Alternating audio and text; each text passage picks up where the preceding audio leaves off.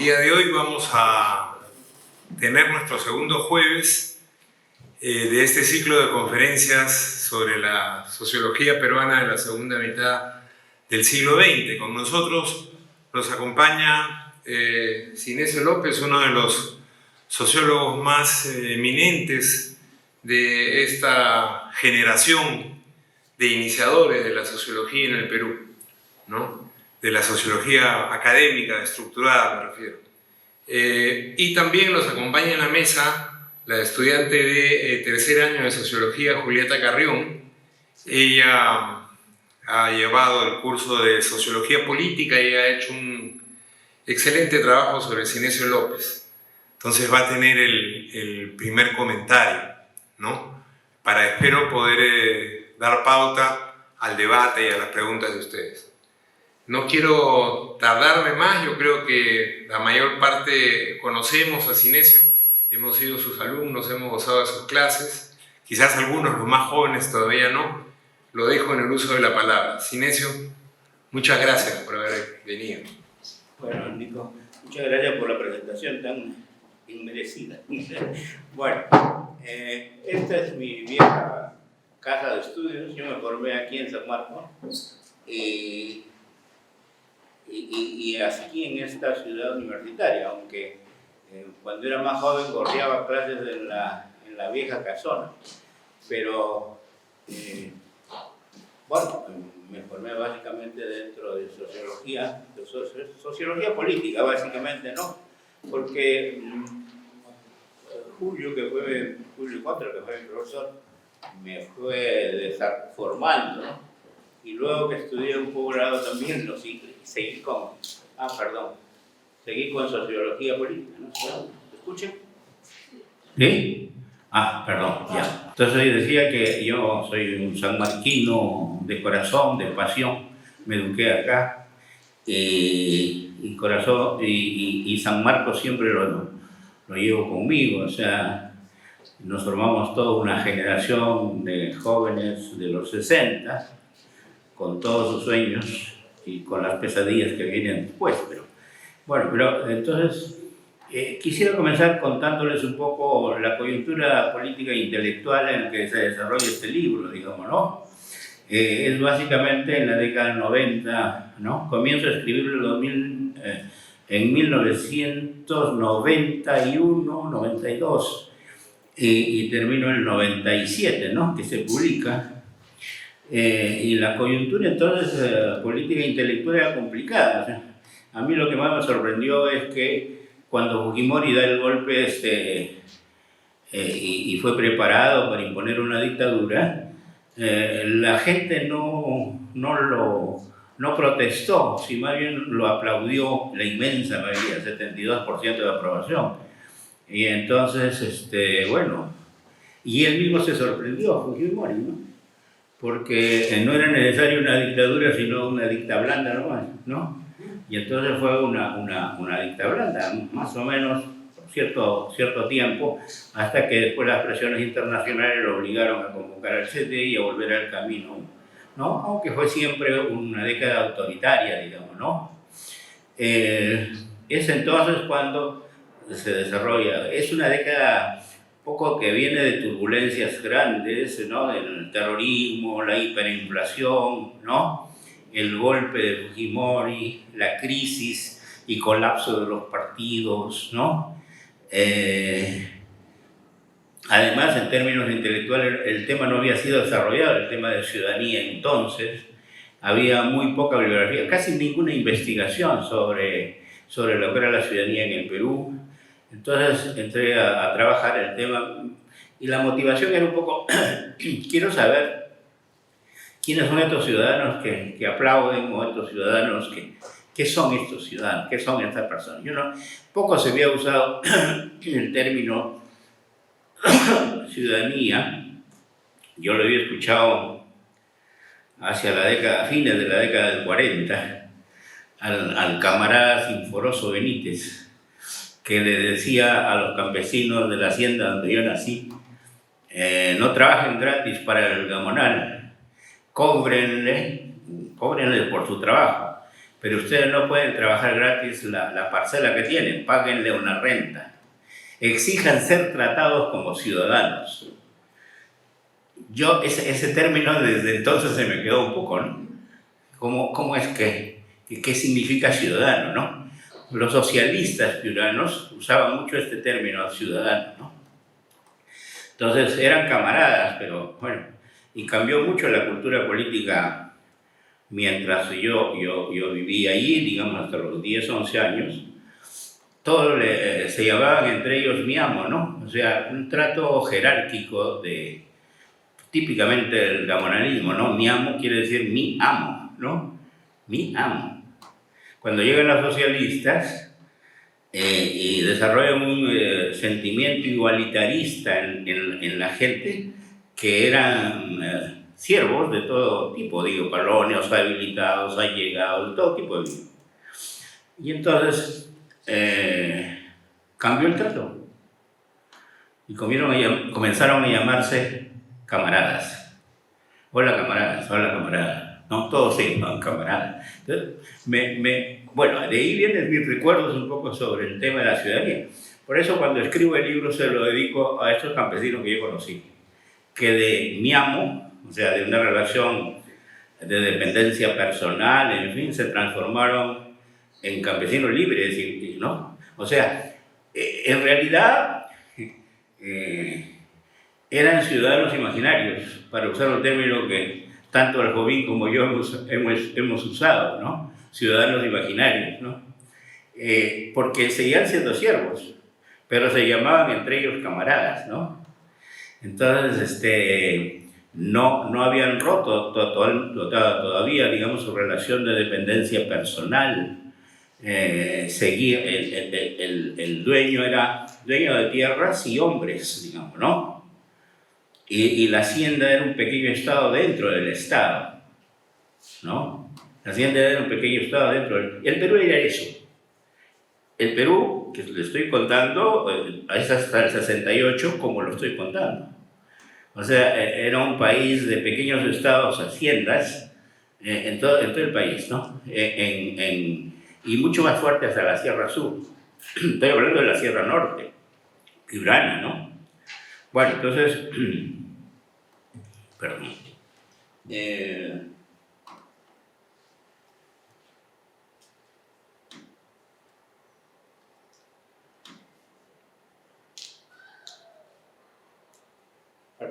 Entonces, el libro, por eso yo lo dedico a esos campesinos que conocí cuando era niño, ¿no? Bueno, el libro tiene 3 partes. Una parte teórica de 2 grandes capítulos, donde discuto la ciudadanía, tanto en términos clásicos como en términos modernos, pero gracias. Tanto en términos clásicos, en términos modernos, contemporáneos, y discuto, digamos, toda la bibliografía más o menos que se está produciendo en América Latina y en el mundo, ¿no? Sobre la ciudadanía, digamos, ¿no? Entonces hago un ingreso largo de 2 capítulos al tema teórico, ¿no? En ese tiempo había cosas nuevas como la ciudadanía diferenciada, que hoy es ya más o menos un término común. Y me interesó de todas maneras entrar a estos grandes temas, ¿no? Que están planteados en la parte teórica. Luego tiene una parte histórica, ¿no? Una parte histórica que es cualitativa, que básicamente se basa en todo lo que conocía yo y logré conocer, digamos, en todo lo que se ha producido en las ciencias sociales, en antropología, en sociología, en historia, ¿no? Algo en literatura también. Y me dedico al siglo XX, porque el siglo XIX no lo conocía, entonces no lo conozco. Ahora más o menos lo conozco, porque estoy haciendo otro trabajo. Bueno, pero entonces me dediqué al siglo XX, ¿no? Y analicé todos los procesos que tienen que ver con la ciudadanía, en términos históricos, ¿no? O sea, la ciudadanía es básicamente una relación de autoridad entre el Estado y los ciudadanos, digamos, ¿no? y eso supone, digamos, entender qué sociedad es la que produce ciudadanos, ¿no? La que permite la emergencia de los ciudadanos, ¿no? Que pertenecen a una comunidad política y que al mismo tiempo son sujetos de derechos. Se requiere un tipo de sociedad, no es cualquier sociedad, ¿no? Una sociedad de siervos y de súbditos, quizá, ¿no? Que eso es más discutible. Pero una sociedad de siervos no puede ser una sociedad de ciudadanos. Tiene que haber un cambio en la ontología social, ¿no? O sea, aquí no se aplica el teorema de Thomas que en alguna ocasión discutía yo con mi amigo Carlos Franco, que decía, si la gente cree que todos son iguales, ya todos son iguales. Si la gente cree que todos son iguales, ya todos son iguales. No, no. Se necesita un cambio en la ontología social, como dice Fraser, ¿no? O sea, tiene que cambiar la relación de dependencia personal, romperse esa relación de dependencia personal en la cual el campesino está sometido totalmente a la autoridad política y económica del propietario y ser un hombre libre, digamos, ¿no? Comienza a ser un hombre libre. Entonces, eso me parece importantísimo. Sin eso no serían todos ciudadanos imaginarios, digamos, ¿no? Como era en el siglo XIX, no ciudadanos imaginarios. En el siglo XIX, como ustedes saben, cambian la relación de autoridad a partir de la Constitución de Cádiz, ¿no es cierto? Pasa de la relación rey-súbdito, rey-súbdito, a la relación nación-ciudadanía, ¿no? Eso con la Constitución de Cádiz, ¿no es cierto? Eso, digamos, es básicamente una ciudad imaginaria, una sociedad de ciudadanos imaginaria, una nación también imaginaria, ¿no es cierto? Pero sin embargo tiene efectos prácticos, ¿no? Porque la gente comenzó después ya con la independencia, o en la misma Constitución de Cádiz, a elegir, a votar, ¿no? Es cierto que la votación es muy especial, como ha contado Aljovín, ¿no es cierto? O sea, y todos los que han estudiado el siglo XIX, ¿no? Esas votaciones, obviamente, no hay información, en fin, son votaciones de ciudadanos imaginarios, ¿no? Están votando, están ejerciendo un tipo de derechos, pero que no lo tienen porque no ha cambiado su ontología social. Siguen teniendo una relación de dependencia personal con el hacendado o, si no, con la comunidad, ¿no es cierto? No son ciudadanos libres, individuos, ¿no es cierto? Bueno, entonces, yo diría que me interesó mucho el siglo XX y comencé a ver qué tipo de sociedad es esta, digamos, ¿no? Y cómo se va a ir cambiando la sociedad de señores y de siervos, ¿no? En una sociedad de ciudadanos. Esa fue mi gran pregunta en la historia. Entonces comencé a hurgar qué tipo de sociedad teníamos, ¿no es cierto? O sea, y también cómo se va desarrollando el Estado, ¿no? Y qué tipo de Estado tenemos, y cómo va cambiando el Estado en el siglo XX, y cómo va cambiando la sociedad en el siglo XX. Esa es toda mi preocupación, digamos. Entonces, el primer capítulo está dedicado, o sea, el capítulo 3 que ustedes han leído, está dedicado justamente a tratar de escribir esta sociedad de señores, digamos, ¿no? El segundo capítulo, está dedicado un poco a la cultura que inspira la emergencia de los ciudadanos. El capítulo 4 eso no lo he dado, porque es un poco complicado, o sea, muy largo también. Y el tercer capítulo, que es el que han leído ustedes, es sobre el Estado. Cómo se va cambiando el Estado oligárquico con un Estado neoliberal, ¿no es cierto? Las historias de todo eso, ¿no? Y luego, digamos, a tratar de ver quiénes son los actores del cambio, porque, digamos, la ciudadanía no cae del cielo sola, digamos, ¿no? Sino que hay actores que producen los cambios en una sociedad y que permiten la emergencia del ciudadano, ¿no es cierto? Y entonces entro a hacer todos los análisis de los procesos de democratización, ¿no? Obreros, campesinos, barrios populares, la barriada, ¿no? La gran migración del campo a la ciudad, que es una protesta con los pies migrando, como dice Hobsbawm, ¿no? La migración es una protesta con los pies migrando, ¿no? Entonces, entré a trabajar todo eso, el proceso de democratización, y luego me interesó ver también qué base material tiene la sociedad como para que pueda emerger el ciudadano, ¿no?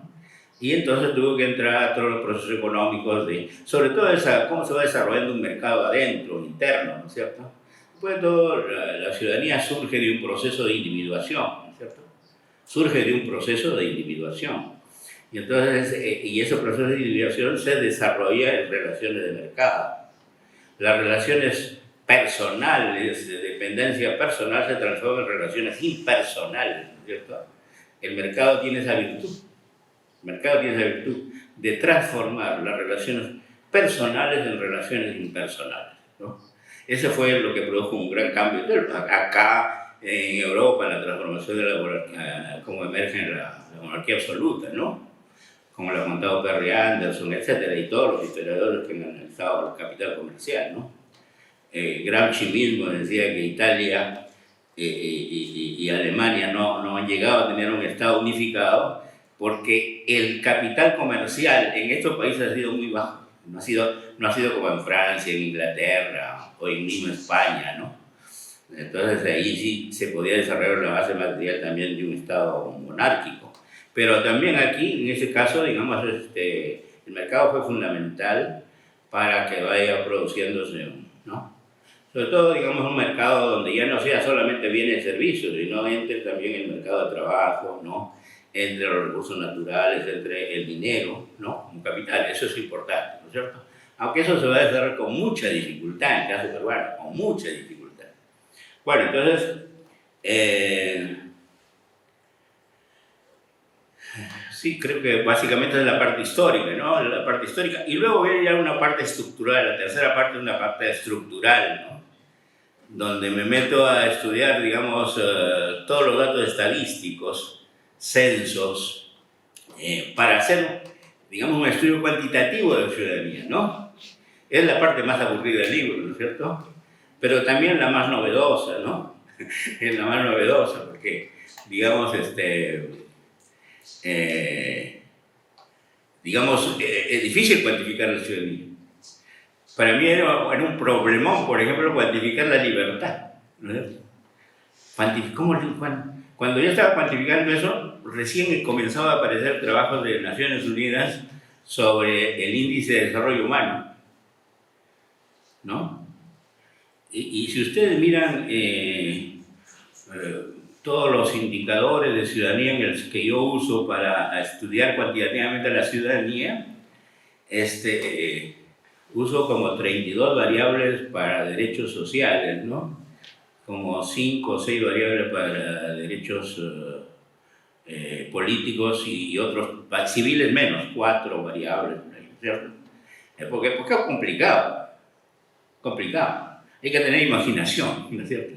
Para eso, porque no hay nada. O sea, por ejemplo, a mí se me ocurrió, y teóricamente está fundado, pero yo no lo había profundizado, entonces me ocurrió que el tamaño de trabajo asalariado por distrito te da también el tamaño del ciudadano, ¿no? Porque el trabajo asalariado es una relación libre, ¿no? Es un contrato. Entonces yo dije, a más trabajo asalariado, más ciudadanía. A menos trabajo asalariado, menos ciudadanía. Pero también puedes pensarlo tú como variables inversas, ¿no es cierto? Yo digo, donde hay más trabajadores familiares no remunerados, hay menos ciudadanía, ¿no es cierto? Bueno, entonces, ¿por qué les cuento esta historia? Porque cuando yo estaba haciendo esto, Naciones Unidas comenzaba a hacer. Y entonces me sorprendió que yo tenía que usar 32, 38, 40 variables para hacer un estudio y ellos usaban solamente 4, ¿no? Y teníamos los mismos resultados casi, ¿no? Porque hay ciertas variables que son fundamentales, ¿no es cierto? Ingreso, educación, esperanza de vida, ¿no? Son fundamentales. Yo los tenía, pero formaban parte de un conjunto. O sea, había que hacer un análisis más sofisticado de correlaciones, ¿no? Para poder ver cuál era la variable fundamental, ¿no es cierto? Bueno, entonces, todo eso se hizo y lo relacioné con grado de desarrollo, con grado de urbanización, con desigualdad a nivel de las regiones, ¿no es cierto? Que era un poco complicado también, ¿no es cierto? Entonces tuve que inventarme variables de democracia, por ejemplo, aunque ayudan, pero hay que tener también cierta imaginación para eso, ¿no es cierto? O sea, ayuda mucho los datos cuantitativos. Por ejemplo, para mí incluso los actos de terrorismo era una medición negativa de democracia. A más actos de terrorismo, menos democracia, ¿no es cierto? Y los pude usar para cuantificar eso, ¿no? Entonces, le estoy contando esto porque esa es la investigación más dura, más técnica, más complicada, pero porque exige mucho dato cuantitativo y trabajar eso. Miren, pero yo trabajé eso solamente como un asistente. Les quiero contar eso a mis amigos investigadores y a ustedes que son futuros investigadores. Lo trabajé solamente como un asistente, como un samarquino. Un samarquino inteligente, ¿no? Hábil, me ayudó un montón. Para trabajar todo eso, un monstruo estadístico. La tercera parte es complicada, miren. Donde hay mapas de todo, digamos, de democracia, de desarrollo. Y bueno, él lo hizo. Les cuento esto ¿por qué? Porque cuando yo presenté la tesis de bachillerato acá, el 71, para hacer esa tesis, que era complicada también, que se llamaba Desarrollo, Urbanización, Migraciones Internas y Flujos Económicos en el Perú. Miren ese título, ¿no? Que hay que leerlo con balón de oxígeno. Porque... Entonces, yo trabajé con 25 personas. Yo y Roger y Sigal. Trabajamos con 25 personas, ¿no? O sea, ingenieros, economistas, arquitectos, es decir, ¿por qué complicado? No había en ese tiempo computadoras, ¿no? Salvo la del Ministerio de Trabajo, la de la UNI, ¿no? Y entonces era complicado eso. Pero cuando yo he hecho este trabajo ya teníamos todo, ¿no? Se podía, y todas las medidas para cuantificar, SPS, en fin, una serie de herramientas para eso. Bueno, ya he contado toda la historia, pero yo lo que quiero resumir apretadamente ahora son un poco lo que era la sociedad del siglo XX, cuando comienza, digamos, el siglo XX, ¿no? En realidad yo sugiero aquí que para entender el Perú del siglo XX y de comienzo del siglo XX hay que tener dos ejes de análisis fundamentales, ¿no es cierto? Uno es el eje de castas, ¿no? Uno es el eje de castas, donde se articula raza y cultura, ¿no? Raza y etnia. Y eso va, pues, viene de la cuestión colonial, ¿no es cierto? Viene de la cuestión colonial, de criollo indígena, ¿no es cierto? Y en el medio, bueno, están los afrodescendientes, están los chinos que llegan más tarde en el siglo XIX, a mitad del siglo XIX, ¿no? Y luego comienza un mestizaje también, o sea, que ya se produce un cierto mestizaje en el siglo XIX, como han mostrado algunos historiadores, ¿no es cierto? Bueno, entonces, el eje de castas va cambiando, pero muy lentamente, va cambiando, pero sigue manteniendo como un eje de castas, ¿no? Y las diferenciaciones económicas se dan sobre el eje de castas, ¿no es cierto? O sea, de criollo a indio, ¿no es cierto? Y entonces, en una primera etapa, el criollo, sobre todo la República Aristocrática, yo diría hasta el 30 más o menos, el criollo es el que manda, el que domina, ¿no? En la política y en la vida social, la élite criolla.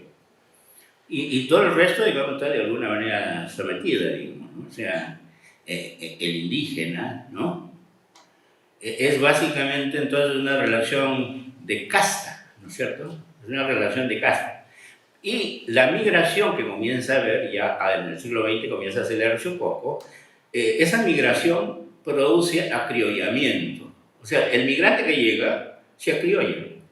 O sea, el criollo de alguna manera lo va articulando, ¿no? Se va criollando, ¿no es cierto?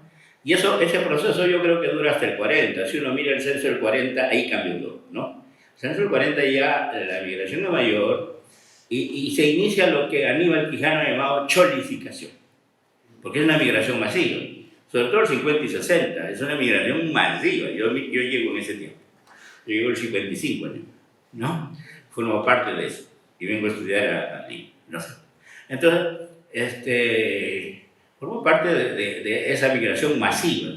La primera generación que estudia en San Marcos es mi generación, que viene abajo, digamos, ¿no? Viene abajo, es mi generación, que viene abajo quiere decir del campo o de la barriada, ¿no es cierto? Entonces llega a San Marcos.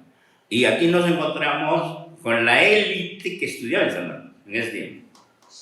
Bryce, no digo que había sido mi compañero, pero nos conocimos acá. Y nos hicimos acá amigos, y después ya en París más frecuente. Pero bueno, entonces era la élite que se encontraba con la gente que venía de abajo de San Marcos. San Marcos era el Perú en ese momento, ¿no es cierto? O sea, en alguna ocasión Bryce ha dicho, no de mala leche, sino con humor, que a él lo que más le llamó la atención cuando llegó a San Marcos es que sus compañeros se parecían mucho a sus mayordomos, ¿no? O sea, no lo hacía de mala leche, sino era un poco con humor, diciendo, es sorprendente, San Marcos yo aprendí un montón, ¿no? O sea, lo que era el Perú. Entonces, ya en los 60 hay una migración masiva, y con eso, invasiones urbanas, ¿no es cierto? Y entonces, bueno, ya eso, entonces de manera que ese es el eje que va cambiando, ¿no? Y mestizaje fuerte hacia abajo, ¿no? Muy fuerte. Cholificación, cholos, acriollados, diversos tipos de mestizaje, en fin, ¿no? Entonces, pero siempre hay, en el eje de Caster no se ha borrado quién está a la cabeza, quién está arriba, digamos, ¿no? Sigue habiendo racismo y discriminación, ¿no es cierto? Por más que los demás sean una masa enorme, ¿no? Eso tiene su historia, bueno, pero no... Ahora, el otro eje que hay que contar, el otro eje es el tema de clase, clase social, ¿no es cierto? Y el tema de clase tiene que ver con el control de un recurso clave, que es la tierra, ¿no es cierto? Ahí comienza, ¿no? Los grandes terratenientes, ¿no? Y en lo terrateniente hay que distinguir dos cosas, digamos, ¿no? Uno es la oligarquía y otro es el gamonalismo, ¿no es cierto? Los dos son diferentes. Para decirlo técnicamente, aunque nos puede chocar, la oligarquía vive de la renta diferencial, mientras el gamonalismo vive de la renta absoluta, ¿no es cierto? A ver, me explico, ¿eh? O sea, son términos que uso Marx, o sea, no los invento yo. O sea, la oligarquía vive de la riqueza y de la fecundidad de la tierra o de la mina, ¿no es cierto? Y el precio y la ganancia depende del grado de fecundidad de eso en el mercado internacional, ¿no es cierto? Eso. No, y son, claro, obviamente, porque hay renta diferencial, son explotaciones modernas, hay trabajo asalariado. Aunque, claro, nuevamente, eso es bien complicado, porque no hay trabajo asalariado puro, en un momento puro. No, si no se mezcla. Hay el famoso llanacornaje, hay ¿cómo se llaman? Los que vienen a cortar caña, ¿no? De la sierra y trabajan, ¿no? Por destajo o son contratados por un comerciante al que le paga el terrateniente, en fin. Hay todo tipo de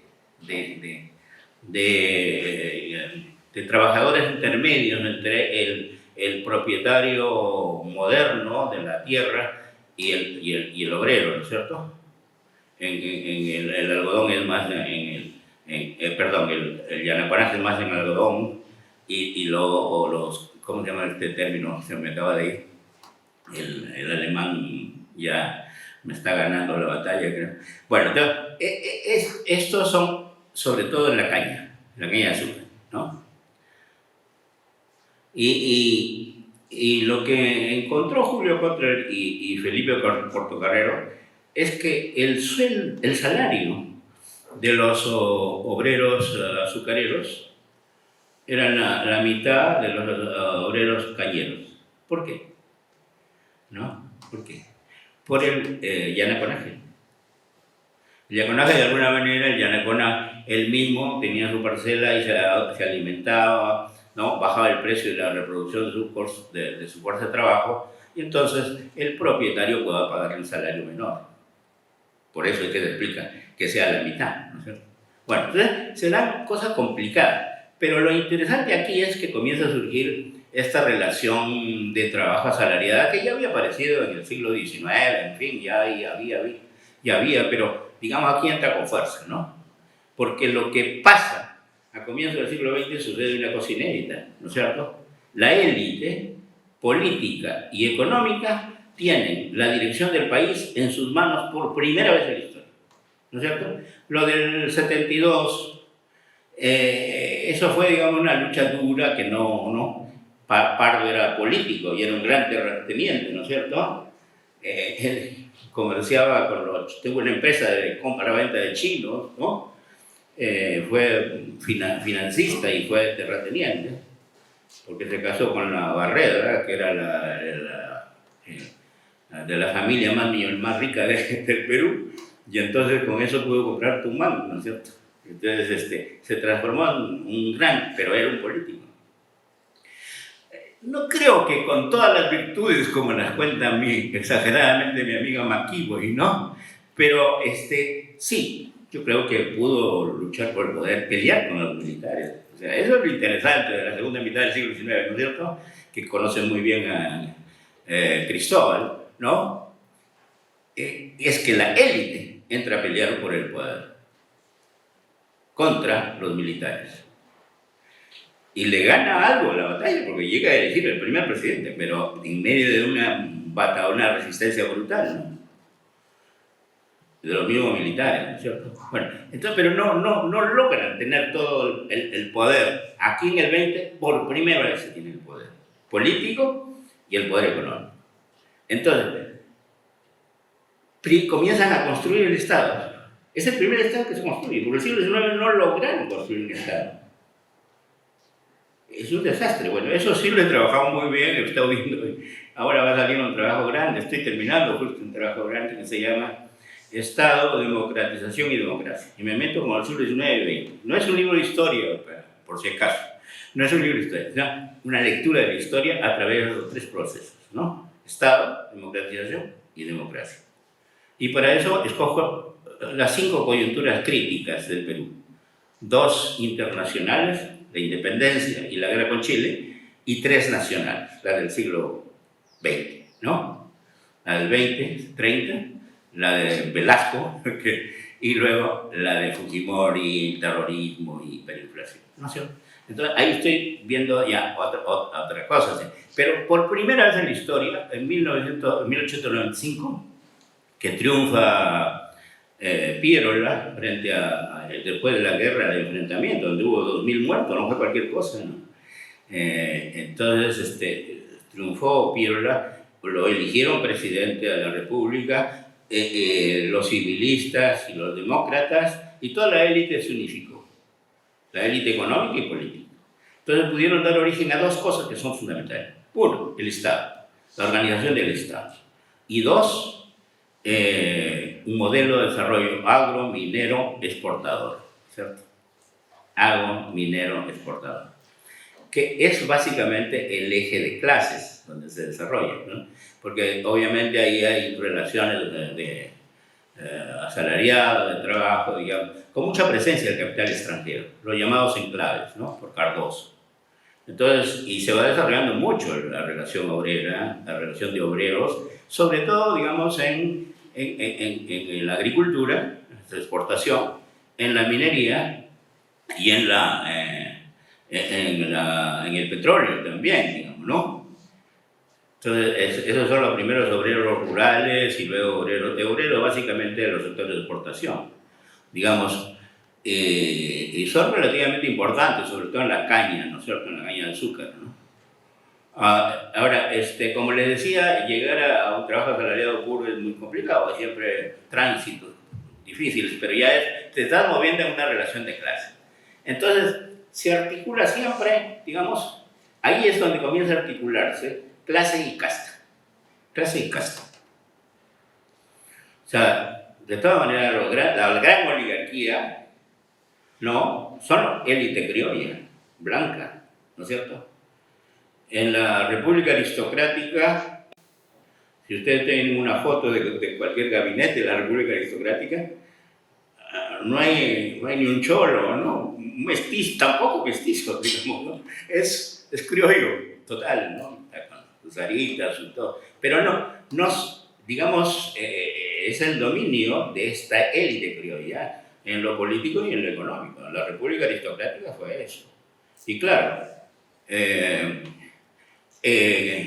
excluyeron para poder vivir y para poder gobernar, excluyeron y para poder construir el Estado, excluyeron a todos, a todo el mundo rural sobre todo, ¿no? Y a las masas en general, sociales, ¿no? O sea, clases populares. Solamente comenzaron por el voto, no digo ya por el lado de discriminación, comenzaron por el voto. Solamente pueden votar los que saben leer y escribir, ¿no? Entonces quedaron solamente 2%, los que podían votar a comienzos del siglo XX, 2%. En el siglo XIX, ¿cuánto votaban? Cristóbal ha hecho eso, trabajaba eso, pero sospecho que es mucho más que eso, ¿cierto? Más que 2%.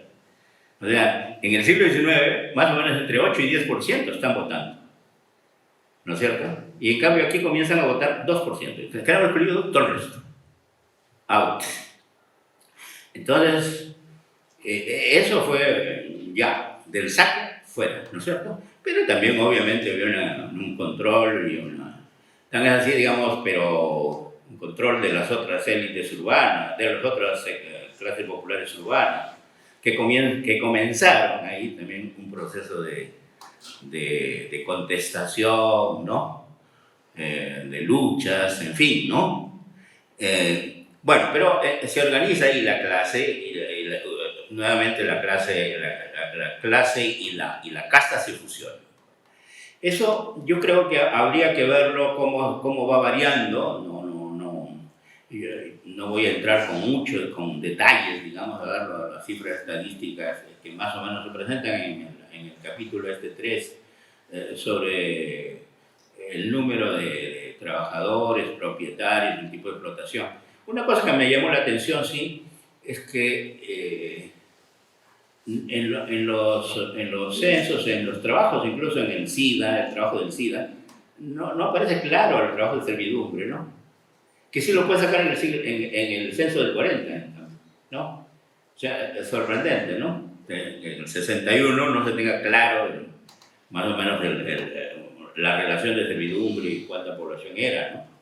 Bueno, entonces, pero digamos, comienza a combinarse clase y casta. Entonces, yo diría que ya, por ejemplo, la clase media misma es algo de mestizo, ¿no?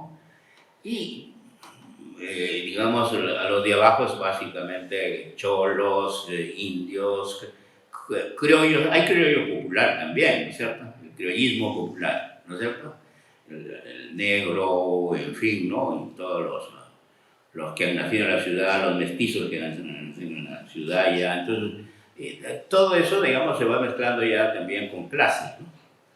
Entonces, la clase media es básicamente, ¿qué? De mestizos, digamos, era un misti. Claro que mestizos no era muy apreciado entonces, ¿no es cierto? No era muy valorado. Mestizo y misti era, ¿no? Desvalorizado, ¿no? Si ustedes recuerdan el escrito de Mariátegui, el misti era, ¿no? De lo peor, el mestizo no, en el servicio de lo colonial, ¿no? Y el que primero comienza a valorar lo que es mestizo, pero en el sentido más cultural, es Arguedas, ¿no? Más tarde. Bueno, entonces, a ver, entonces,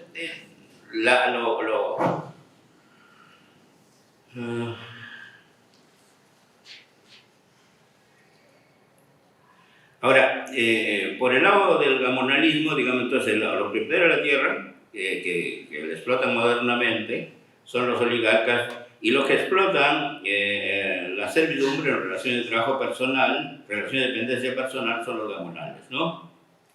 Ahora, los gamonales también son heterogéneos, no hay que pensar que todo es homogéneo, ¿no? Si ustedes entran, ven la literatura, digamos, por ejemplo, Arguedas, en Todas las Sangres, cuenta todo tipo de terrateniente, ¿no? Desde aquel que tiene origen colonial hasta, digamos, el cholo, ¿no? Hasta el cholo que es también gamonal, ¿no es cierto? Entonces, hay diversos, ¿no? Ahora, Tito Flores, Galindo, y con Burga hicieron también un trabajo sobre la diferenciación que hay sobre los tipos de explotación en la sierra, explotación gamonal en la sierra, tipos de gamonales, ¿no es cierto? Appel, una investigadora alemana, ha hecho, digamos, los tipos de gamonales para el norte, por ejemplo, que son diferentes. Los del sur son, ¿no? Son Don Bruno, ¿no? Son Don Bruno. O sea, pueden ser blancos y hablan quechua y viven con los campesinos. En cambio, los del norte, ¿no? Los que describe Ciro Alegría, son más bien mestizos, cholos. O sea, hay diversos tipos, es variado. Pero la relación de servidumbre es más o menos igual, básicamente igual.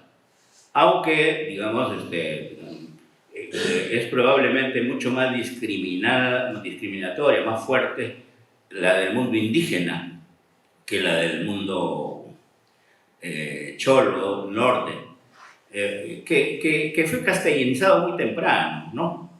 A nosotros los piuranos y cajamarquinos y todo esto nos castellanizaron en el siglo XVII.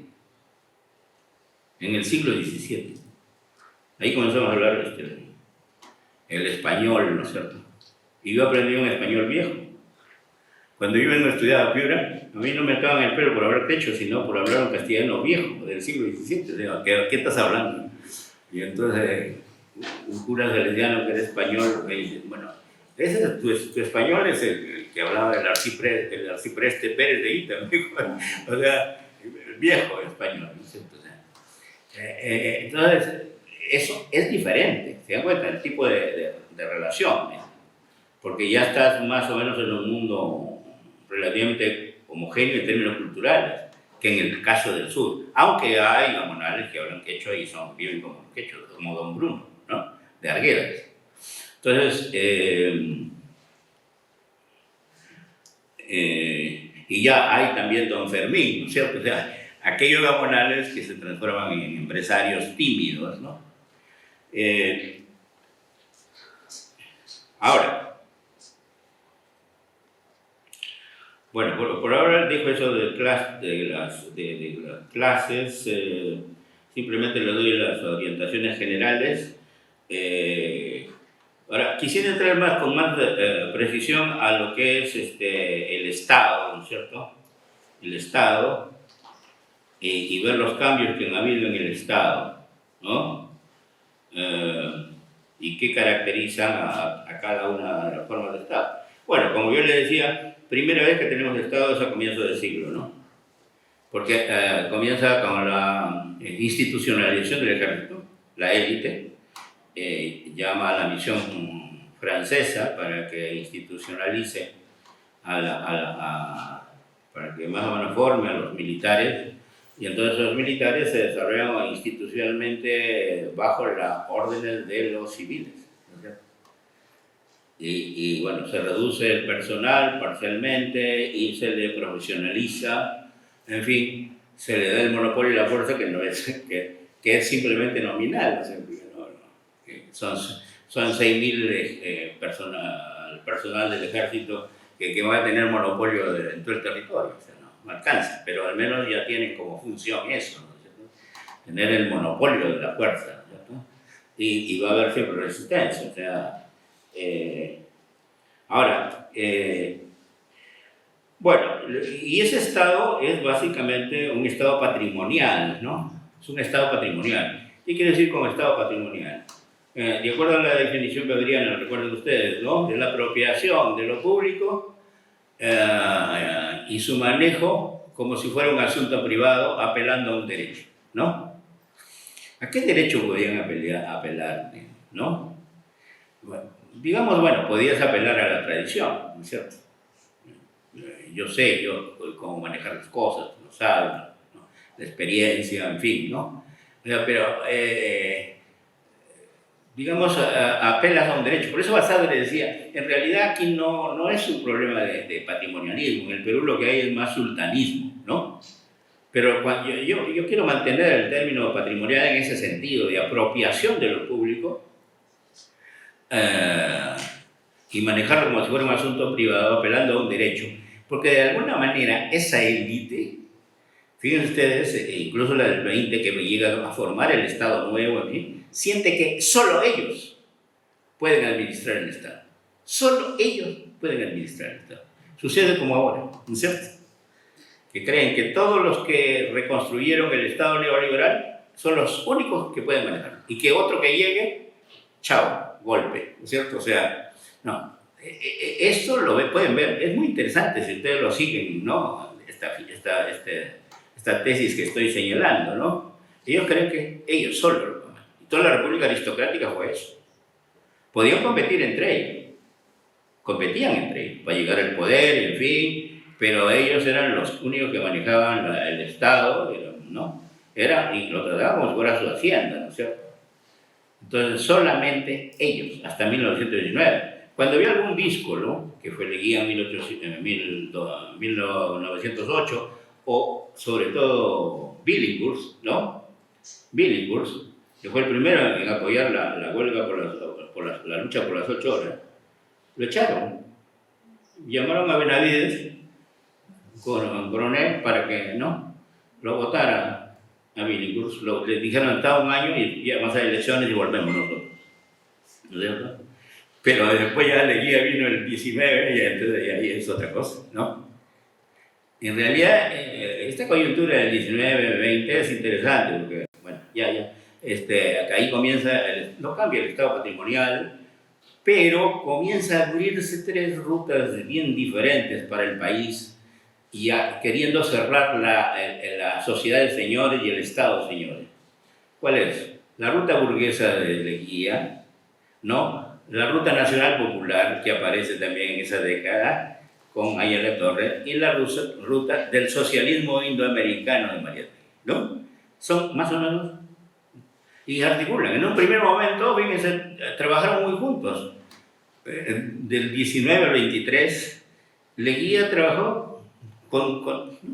incluso, digamos, fue muy permisivo con las sublevaciones indígenas, ¿no? Con las demandas obreras, con las demandas estudiantiles, ¿no? Y todo el indigenismo trabajó estrechamente igual, del 19 al 23, ¿no es cierto? Ahí comienza la broma. Pero ya el 19 habían disensos, tan es así que Mariátegui tuvo que irse el 19, ¿no es cierto? Pero el 23 ya la cosa fue fuerte, ¿no es cierto? Y ahí deportaron a Aya luego de oponerse a la consagración del Perú al corazón de Jesús, que quería Leguía. Bueno, entonces se abren esos 3 caminos, pero el Estado sigue siendo patrimonial. Tan es así que cuando viene la crisis del 29-30 y Leguía cae, ¿no? Le dan un golpe de Estado, ¿no es cierto? ¿Quién vuelve? El civilismo. Y con Sánchez Cerro, ¿no? Vuelve el civilismo. Claro, hay mucho descontento en el ejército, lo sacan a Sánchez Cerro, pero viene luego Samanez Ocampo, llama a elecciones y se produce más o menos un proceso electoral donde participa Ayala Torre, ¿no es cierto? Y donde y participa Ayala Torre porque el Partido Socialista que fundó Mariátegui, que se transformó en Partido Comunista cuando ha muerto él, ¿no es cierto? El Partido Comunista apostó a lo que decidía la Tercera Internacional, o sea, la lucha de clase contra clase, y se olvidó de que había el Perú, y entonces quedó fuera de la carrera y le dejó la cancha libre a Aya, ¿no es cierto? Pero, digamos, entonces hubo una lucha muy intensa ahí, ¿no es cierto? Y esos 3 caminos que se abrían, y desgraciadamente lo de Mariátegui quedó trunco por lo que acabo de decir, ¿no? Pero Aya siguió, claro, hasta la insurrección del año 32, y el 33 fue excluidos, el partido Ayala Torre y el Partido Comunista fueron excluidos por la Constitución, el artículo 53 de la Constitución, ¿no? Y viene ya una dictadura. Fíjense ustedes, aquí lo que pasa, el 31 la oligarquía se da cuenta, después del proceso electoral con Haya, que ya no puede competir con el APA y apuesta a la dictadura, apuesta al golpe. Cuando después de que muere Sánchez Cerro, lo asesina Sánchez Cerro, un aprista asesino de Sánchez Cerro, la Asamblea Constituyente elige a Benavides para que cumpla el periodo de Sánchez Cerro, ¿no? Y ya todo con él está conversado de que, digamos, todo tiene que ser manejado dentro de la regla del civilismo. Y si es que hubiera una convocatoria electoral, digamos, solamente competirán las élites oligárquicas. La elección del 36 es muy interesante en ese sentido. Se les filtró uno que no era de ellos totalmente, Guigurín, y estaba ganando las elecciones. Estaba ganando las elecciones con el apoyo del APRA. Y entonces, ¿qué dijo Benavides? Se anula el proceso electoral, porque su candidato era Prado, Jorge. Entonces, no salen. O sea, ellos estaban dispuestos a que solamente gobierne la élite. Y así fue eso hasta el 68. Que solo su élite. Entonces fue un Estado patrimonial. Fue un Estado que no era un Estado que tenía una relación directa de autoridad del presidente y todas las autoridades con los ciudadanos, con la gente, con la población, sino estuvo muy mediada, ¿no? Sobre todo hacia el campo, ¿no? Estuvo muy mediada por el gamonalismo, o estuvo mediada por el jefe de la comunidad. No hubo una relación directa, digamos, de las autoridades con los individuos, como es en todo Estado moderno. Fue una relación mediada, digamos, ¿no? Una relación mediada. Y al mismo tiempo, era, pues,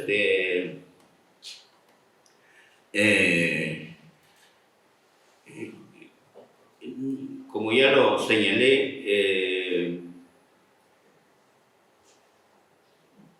era una autoridad indirecta de alguna manera también. O sea, no es que el Estado central mandaba sobre todo el territorio, sino a través de la autoridad del gamonal.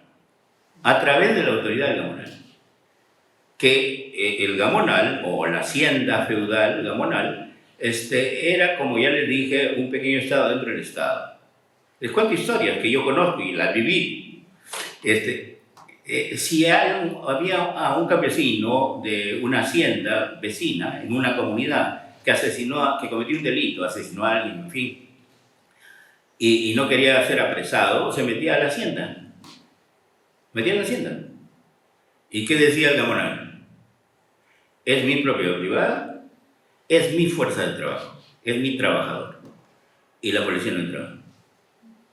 La policía no entraba. Entonces, ¿se dan cuenta? Digamos, el Estado prácticamente no tenía autoridad. Si quería algún tipo de autoridad, lo ejercía a través del gamonal. Bueno, pero al mismo tiempo, no había, como ya señalé, el monopolio de la fuerza, ¿no? Por ejemplo, casi todos los gamonales tenían bandas armadas. Casi todos. Eso lo contaba muy bien Taylor para el caso de Cajamarca. Pero también para el sur, en fin, se contaba eso que tenían bandas armadas, en lo cual, digamos, estos gamonales desarrollaban luchas entre ellos, venganzas entre ellos, ¿no? Y es curioso que, sin embargo, esas luchas se disfrazaban de políticas. Decían, yo soy pirolista, o yo soy, no sé, ¿no? Tenían su nombre, cada uno de estos caudillos, cada uno de estos jefes de bandoleros o de gamonales o de bandas armadas, tenían se ponían una determinada etiqueta política, ¿no? De los líderes de entonces, ¿no? O sea, se disfrazaban, pero en realidad no era nada de política, ¿no? O sea, entonces, había un faccionalismo, la violencia no estaba monopolizada, digamos, ¿no? Estaba totalmente destruida. Yo creo que el avance más importante que se hizo fue con la guía, ¿no? Cuando derrotó a Benel, que era terrateniente, montonero y en fin, tenía su banda armada, enfrentaba a otros, pero se enfrentó al ejército, ¿no? El ejército lo derrotó, ¿no? Y entonces ya más o menos casi todo el gamonalismo aceptó la autoridad del Estado y las bandas armadas fueron, ¿no? Entonces se avanzó mucho en la idea de el monopolio de la fuerza en el Estado, ¿no? Pero no se eliminó totalmente el tema del faccionalismo y la violencia, ¿no? Sobre todo porque eso siguió hasta el 68, ¿no? El cepo, la idea del cepo, en el cual el gamonal castiga al campesino, ¿no? Eso sigue hasta el 68, ¿no? O sea, la violencia... Miren, siempre hemos tenido el problema del monopolio de la fuerza, ¿no? Hasta ahora, ¿no es cierto? Hasta ahora. El Estado no ha tenido esa fuerza suficiente como para tener efectivamente un monopolio de la fuerza en todo el territorio, ¿no? Su capacidad coercitiva ha sido muy, muy baja, ¿no? Ahora,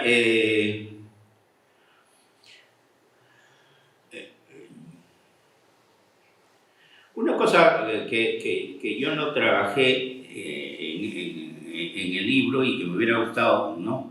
Ahora más o menos lo conozco, que es un poco la capacidad impositiva, ¿no? O sea, hay algo que cambia, ¿no es cierto?, mucho en el siglo XX con respecto a la era del guano, por ejemplo, ¿no? Donde el Estado es un Estado rentista, ¿no? El Estado es un Estado rentista y no vive de los impuestos de la gente, ni siquiera, digamos, la élite paga impuestos directos, ¿no? Ni siquiera la élite paga impuestos directos. Entonces el Estado, por el guano, por el salitre, en fin, que nacionaliza, que estatiza, cobra, digamos, con la concesión, ¿no? Y luego aduanas, con eso viene, de eso viven. Cuando eso se acaba, que el mismo Pardo siente que se acaba, quiere poner impuestos a la gente. Y cuando va, no se podía poner impuestos, ¿sabes por qué? Porque era una economía miserable. O sea, la economía que vivía la gente, para adentro, era miserable, no podía poner impuestos. Es como querer poner impuestos ahora a los informales, ¿no?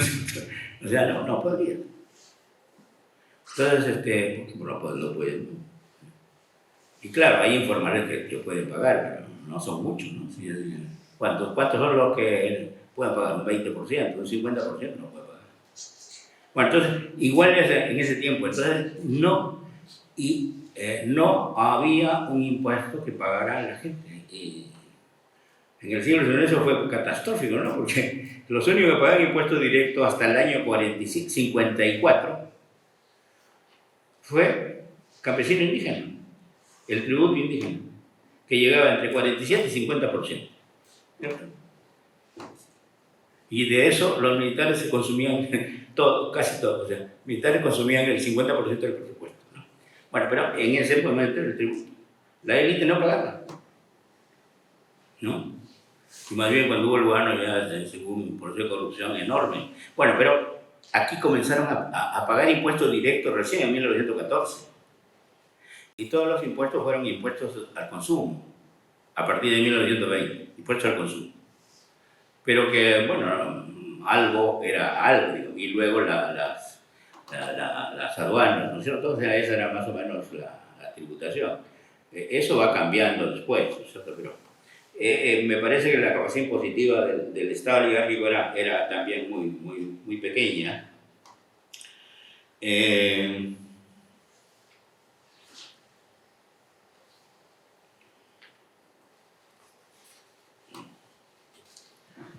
Ahora, yo creo que el Estado entonces, oligárquico, que en su primer momento se llamó la República Aristocrática, que en realidad, digamos, en términos precisos, técnicos, para usar lo de Robert Dahl, se puede llamar más bien una coalición, fue una oligarquía competitiva. Eso es el término, oligarquía competitiva. O sea, son las élites que compiten. Y eso más o menos fue hasta el 19, digamos. Después quiso volver hacia el 30, pero punto, ¿no? O sea, ahí vino la dictadura y se encerró, ya dejó de ser incluso oligarquía competitiva, fue simplemente dictadura. Entonces, pero comenzó a cambiar, yo creo, un poco la organización del Estado. Las dictaduras, digamos, establecieron un periodo de represión largo, pero al mismo tiempo tuvieron que desarrollar ciertos cambios en la relación de autoridad. Aparecen ciertas políticas nuevas, como la salud, la educación, la agricultura, ¿no? El Ministerio de Fomento, el ministerio madre de todos los ministerios productivos, ese nace en 1896, ¿no? Pero no es muy fuerte, después se va haciendo más fuerte, ¿no? Entonces hay ciertos cambios en el Estado y también, digamos, en la sociedad, pero digamos en una sociedad en ese periodo que sufre mucha represión, ¿no? La dictadura y el clandestina, el APRA vive y el Partido Comunista en un momento de clandestinidad fuerte, hasta el año 39, y luego 45-48, que es un breve periodo, después vuelve otra vez la dictadura. Miren, a partir del año 40-50, comienza a cambiar sustantivamente la relación del Estado oligárquico, o sea, comienza a agotarse. El Estado comienza a agotarse. Cuando digo agotarse, quiero decir que ya no puede seguir dominando como Estado oligárquico. ¿Y quién es el motor fundamental de eso? Los procesos de democratización, ¿no es cierto? Movimiento campesino, el movimiento obrero, ¿no? El movimiento campesino fue aluvional, sobre todo en ciertas zonas, hacia el sur. En el norte fue desde el 40 ese movimiento, ¿no? Y fue menos radical que en el sur, ¿no? Luego el movimiento obrero, digamos, sobre todo rural, minero, rural y minero básicamente, y se comenzó a sumar a partir del 50 el movimiento obrero industrial, digamos, ¿no? 60 sobre todo ya. Entonces ya es un movimiento fuerte, ¿cierto? Es un movimiento fuerte. Y luego el movimiento de pobladores. El movimiento de pobladores es importante porque democratiza todas las ciudades criollas. Todas las ciudades que habían en el Perú eran ciudades criollas, cerradas, ¿no? Racistas, en fin. Pero cuando llega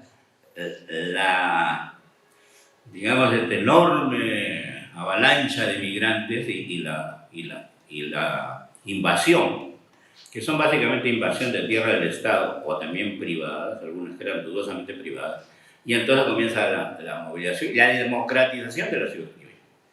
Y la necesidad del Estado de desarrollar ciertas políticas sociales para atender algunas demandas, ¿no es cierto? Pero ya, digamos, llega un momento en que el viraje central ya no lo puede mantener, sobre todo a partir del 56. ¿Y por qué a partir del 56?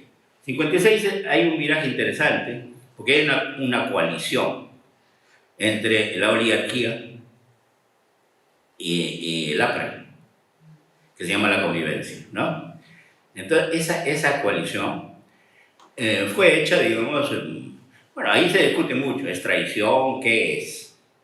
Digamos, uno la puede entender de diversas maneras, ¿no? ¿Qué es lo que pasaba? Que Odría había puesto una ley de seguridad interior y el APRA no podía participar, era perseguido permanentemente, entonces el APRA buscó un candidato a la oligarquía que le quite la ley de seguridad interior y le permita participar políticamente.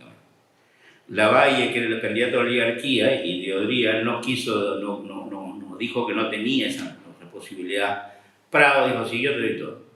Y eligió a Prado. Entonces se formó una coalición con el ala urbana de la oligarquía, bancocrática, ¿no? Y entonces se formó la convivencia. Pero eso rompió la guardianía que el ejército tenía sobre la oligarquía. O sea, ¿por qué? Porque la enemistad entre el ejército y el APRA, que había surgido con la insurgencia, con la revolución de Trujillo, digamos, hacía que hubiera gran aversión entre el APRA y el ejército. Y entonces, si entra a esa coalición, el ejército toma distancia. Y ya venía tomando cierta distancia el 45, ¿no? Y ahí el gran ideólogo de esos cambios fue un general Rodríguez, ¿no? Que era ingeniero, pero tenía un ingeniero intelectual muy formado, ¿no? Estudió posgrados en Europa, ¿no? De matemáticas, fue profesor aquí en San Marcos, fue profesor en la UNI, y sobre todo un hombre moderno, progresista, quiso cambiar el ejército, en fin. Y comenzó el cambio en el ejército. Se creó el CAEM, se creó el CIN, el ejército comenzó a cambiar, ¿no es cierto? Y entonces, ¿cuándo se da el cambio real que indica que el Estado del Ejército no puede seguir más? En el golpe del 18 de julio de 1962. ¿Qué pasó? Ese golpe es el primer golpe institucional de la Fuerza Armada. Primer golpe. Todos los otros golpes eran golpes de caudillos. Este es el primer golpe institucional. Toda la Fuerza Armada está de acuerdo en dar ese golpe. Primero, es un veto contrario. O sea, porque Haya gana las elecciones, pero no llega al tercio constitucional que exige la Constitución entonces. Y entonces tiene que ir a segunda vuelta con Belaúnde y con Madrid. Se inician, digamos, arduas negociaciones ahí entre ellos, y mientras se produce esa ardua negociación, el comando conjunto va donde Manuel Prado y le dice: Haya está vetado. Comuníquele usted, por favor, que está vetado. Y se lo comunicó Manuel Prado, ¿no? Que estaba vetado y no. Entonces, bueno, no puedo encontrar todos los detalles, bueno, pero, entonces, luego de ese veto, Belaúnde también, como no en la negociación con el APRA no acepta que Belaúnde sea el presidente, entonces Belaúnde protesta, alega fraude y se va a Arequipa a desadoquinar las calles, ¿no es cierto? Y entonces, cuando ya había llegado a un acuerdo el APRA y Odría para que Odría sea presidente, en ese momento el ejército da el golpe. Dice, ¿pero por qué? Porque Odría también está vetado. O sea, también está vetado. O sea, la oligarquía también estaba vetada. Es el primer golpe antioligárquico, institucional y antioligárquico, ¿no? Entonces, ¿qué quiere decir? Que la oligarquía ya no tenía sustento.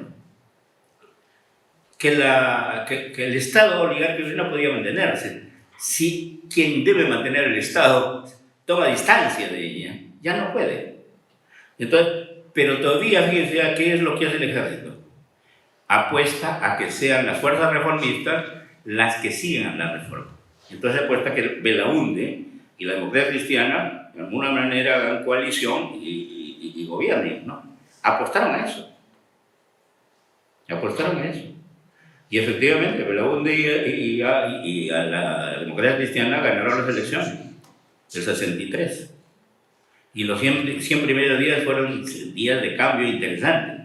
Ya el Estado oligárquico no podía seguir funcionando, pero ¿qué pasa? Había una coalición que lo mantenía más o menos sobre, ¿no?, moribundo, que era la coalición APRA-1, ¿no?, en el año 63, frente a Belaúnde, que venía a las elecciones. Belaúnde los 100 primeros días hizo cosas, pero ahí entró ya la coalición y lo frenó en seco, ¿no? La coalición dominaba el Parlamento, paró en seco al Ejecutivo y ya no pudo seguir más los cambios. Es entonces cuando la Fuerza Armada le dice a Belaúnde: cierra el Congreso. Tiene todo el respaldo de la Fuerza Armada. Y Belaúnde no aceptó, porque dice: yo soy un demócrata, no aceptó. Si no se hubiera adelantado, digamos, el asquismo, ¿no? Bueno, entonces no aceptó. ¿Y qué pasó? Llegamos a un periodo de competición, de competencia entre la coalición APRA-1 y la alianza PPC, casi vegetativa, digamos, ¿no?, disputando más o menos los gastos del presupuesto. Produjeron crisis fiscal, crisis de devaluatoria, y la coalición AP-PPC se partió, ¿no? AP se partió en dos: la socialista de Seoane y Ulloa, ¿no? La DC se partió en dos, PPC con Bedoya y la DC con Cornejo Chávez, ¿no? En la coalición APRA 1 también se partió la 1, quedó un Partido Socialdemócrata. ¿Quién lo lideraba el Partido Socialdemócrata de la 1? ¿Sabe quién? Julio Lapiedra. O sea, el más grande terrateniente era el líder del Partido Socialdemócrata que había roto. Entonces, quedaron los gamonales y los clase media conservadora en el otro lado. Y el APRA se mantuvo. Pero entonces ahí se recompuso el gobierno y se formó lo que se llamó la superconvivencia. O sea, un gobierno cuya alianza era Belaúnde Ulloa, ¿no es cierto? La línea de Ulloa, el PPC, el APRA y Julio Lapiedra. Esa se llamaba la superconvivencia. Es entonces cuando el ejército dice, aquí de todas maneras esto no lo va a aguantar nadie, ¿no?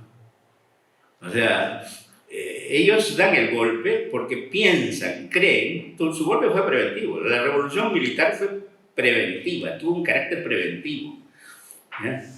O sea, ellos creían que si Belaúnde hacía esa concesión, no había ni un cambio, iba a estallar una cosa de abajo que imparable, ¿no? Eso lo ha contado, a mí me lo contó Fernando Maldonado en alguna ocasión. Me dijo, yo me hice radical en la lucha contra la guerrilla. Y toda mi generación se hizo radical en la lucha contra la guerrilla. Yo allí aprendí que si no hacíamos una revolución profunda desde arriba, iba a haber una revolución social desde abajo que nadie le iba a parar. No sabíamos en qué podía terminar. Y entonces se produce el golpe. Y justamente quienes encabezan el golpe es la radical, ¿no? Que son 3 generales y 4 coroneles, ¿no? Que son los que dirigen la revolución, ¿no? Bueno, ahí se produce, ahí, digamos, acabó el Estado oligárquico, ¿no? El Estado oligárquico acaba con la reforma agraria, básicamente. O sea, la reforma agraria acabó con la oligarquía, pero el Estado ya estuvieron dispuestos a hacer adelante. Yo creo que no es una... Bueno, primero hay que discutir si es una revolución o no, ¿no es cierto? No voy a entrar a eso, ¿no? Pero ellos, ¿cómo se llamaban? Gobierno Revolucionario de la Fuerza Armada, ¿cierto? Los militares. En la izquierda en ese momento se decía que era un reformismo, ¿no? Un reformismo simplemente, ¿no? Lowenthal lo llama el experimento peruano, ¿no? Pázara lo llama la revolución fracasada, ¿no? Drinó y Aguirre lo llaman revolución peculiar, ¿no? Yo creo que fue una revolución militar. Fue una revolución militar. O sea, revolución militar con todas las peculiaridades. Es decir, una revolución hecha por los militares, que fue parcialmente exitosa, digamos. Triunfó en lo que tenía que destruir, pero fracasó en lo que tenía que construir. O sea, ¿qué es lo que quiero decir? Fíjense, acabó con la oligarquía, acabó con el gamonalismo, acabó con la servidumbre, acabó con el Estado patrimonial. Recién, en 1968, 69, pasamos de un Estado patrimonial a un Estado burocrático. Eso que pasó en el siglo XVIII en Europa, lo estamos haciendo nosotros en 1968. Pasamos a un Estado burocrático, un Estado sin dueño, ¿no? Estado sin dueño. Ya, entonces, y luego, digamos, de esta, ya voy a ir terminando porque falta muy poco. Y yo creo que hay un cambio importante, pasamos a otro tipo de Estado. ¿Cómo se llama ese Estado? Bueno, hay discusiones, juegos grandes, pero yo estoy de acuerdo con Stepan, es un estatismo orgánico corporativo, ¿no? O sea, es un Estado vertical, fuerte, ¿no? Autoritario, controlado básicamente por los militares, ¿no?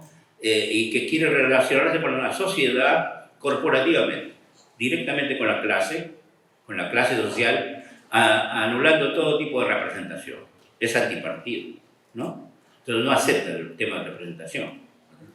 Eso es corporativo, toda su relación es corporativa. Y digamos, yo diría que construye un capitalismo de Estado, como dice Fitzgerald, fuerte, más o menos, ¿no? Pero yo creo que fracasó en dos cosas que son importantes, ¿no? En realidad, en construir un Estado que sea viable, yo creo que la salida que dio la constituyente en el año 80, 79, 80, era una institucionalización inteligente, digamos, ¿no? Hacerlo un Estado social y democrático. O sea, transformar el estatismo orgánico corporativo en Estado social y democrático. Y en eso, más o menos, hay a la izquierda y bueno, la misma derecha estaban de acuerdo en eso, ¿no? Eso fue una de las... Y luego, digamos, el otro tema es que era un Estado, era un capitalismo de Estado, pero que yo diría que no era viable, ¿no? Y yo creo que falló también en crear lo que podríamos llamar una especie de modelo de desarrollo industrial, digamos, ¿no? Si ellos hubieran hecho lo que estaban haciendo los tigres asiáticos en el mismo momento en que vivía Velasco, o sea, es una élite estatal que altísimamente calificada, que organizó bien el Estado y que organizó también un proyecto de desarrollo industrial y le dijo a los industriales, háganlo ustedes, nosotros los apoyamos, hubiera tenido éxito, ¿no? Hubiera tenido probablemente éxito, pero no lograron, no pudieron hacer eso, ¿no? Eran demasiado ideólogos los que estaban con Carlos Delgado, Franco, en fin. Entonces, yo creo que ese Estado dura poco y viene la década del 80. Con esto concluyo, finalmente, porque ahí se produce una nueva crisis brutal, digamos, ¿no? Hay una esquizofrenia en esa década, ¿no es cierto? Hay democracia y hay violencia política. Es que el Perú es un país muy peculiar, ¿no? Es un país que vive todas las historias, ¿no? Juntas, al mismo tiempo. Todas las historias, todos los tipos históricos se juntan, digamos, ¿no? Y mucha gente que tiene una experiencia rural, como yo, por ejemplo, yo siento que vivo todos los tiempos, ¿no? O sea, vivo del tiempo feudal, el tiempo del capital comercial, el tiempo del capital, ¿no? Todos los tiempos. Y entonces, claro, porque el Perú es un país así, un país muy peculiar, donde todas las historias de todos los tiempos se juntan y conviven. Y fíjense ustedes, podemos vivir una esquizofrenia, hemos vivido la esquizofrenia gamonalismo e industria. Hemos vivido la esquizofrenia violencia política y democracia, ¿no es cierto? Entonces, claro, la violencia política, el terrorismo surge en los 80 y se va desarrollando lentamente, se acentúa más hacia la segunda década del 80 y luego Belaúnde que quiere instaurar el neoliberalismo temprano fracasa y entonces viene el populismo desbocado de García, ¿no? Y produce una hiperinflación terrible, 7.500 de inflación, destruye todos los tejidos sociales, ¿no? Destruye todos, los partidos también lo destruyen, todos los partidos, ¿no? Y se produce una crisis de representación brutal. Ahí resulta elegido Fujimori, ¿no? En esa crisis de representación. El primero que salió elegido fue Belmont en el 89 en las elecciones municipales. Ganaron todos los partidos juntos en Lima, ¿no? Incluso ganó en aquellos lugares donde no tenía candidato, ¿no? Entonces, para que vean ustedes el enorme descontento que había con los partidos. Entonces, entró en una crisis y de luego un colapso ya de los partidos. Entonces, y luego se produce el golpe ahí, una serie de historias que no voy a entrar con detalle, pero lo que sí me interesa es cómo entonces Fujimori llega y llega con un programa de no shock. Por eso que el APRA votó por ellos y la izquierda también, por Fujimori. Bueno, pero después de dar la vuelta al mundo, y ganó la segunda vuelta, se fue con mi amigo Adolfo Figueroa. Cuando vuelve, le dice, oye, nombramos ministro de Economía a Rodríguez Pastor, él sabe todo, cómo hay que hacerlo, nosotros nos dedicamos a gobernar para adentro, a ver aquí el el orden, de la violencia, el terrorismo, en fin. Y entonces, bueno, Adolfo logra convencerlo que no sea al menos Rodríguez, sino que sea justamente con otro hombre de la agraria, para que sea Gustavo Mier. Bueno, y ahí se produce el shock, ¿no? Hizo un viraje total, ¿ya? ¿No? Hizo un viraje. Y se produce el neoliberalismo, pero con apoyo militar. Es un golpe cívico-militar. La Fuerza Armada se había convertido en conservadora. De la Fuerza Armada radical que hubo, claro, no toda la Fuerza era radical, la Fuerza Armada era radical. O sea, si uno entra a analizar la Revolución de Velasco, no había radicalismo uniforme en todo el ejército, ¿no? Solo una parte, incluso había grandes tensiones con la Marina, ¿no? Había grandes tensiones con la Marina. Había al final, dentro del mismo ejército, ¿no? Bobbio se sublevó y tuvo que renunciar Fernando Maldonado y Bobbio, los dos. O sea, pero ya eran tensiones muy fuertes, ¿no? O sea, siempre no ha habido uniformidad, ¿no? Pero sí, en la primera fase tuvo al menos una fuerza el grupo radical. Después de eso se fue totalmente cambiando. Y la hiperinflación y el terrorismo yo creo que lo volvió conservadores. Como en la sociedad misma.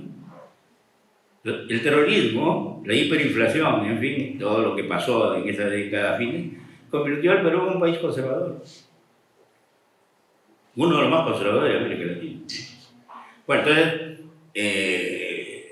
el 3 de abril, ¿no?, del 92 se produce el golpe cívico-militar, que en realidad, fíjense ustedes, el libreto de ese golpe, es el libreto que el Libro Verde, ¿no?, de un general que había preparado el golpe, un equipo, un general, civiles, militares, que había preparado el golpe para darle a García en el último año de hiperinflación.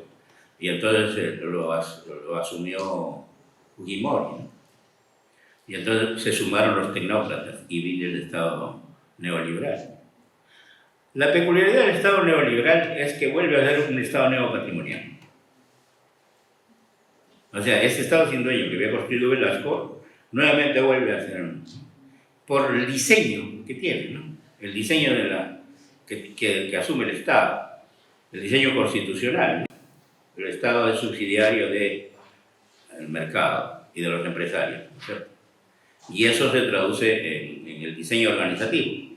Si ustedes ven en el Estado, lo más importante son los aparatos económicos, lo que funciona. Las islas de modernidad son ¿no?, económicas, las otras son un desastre.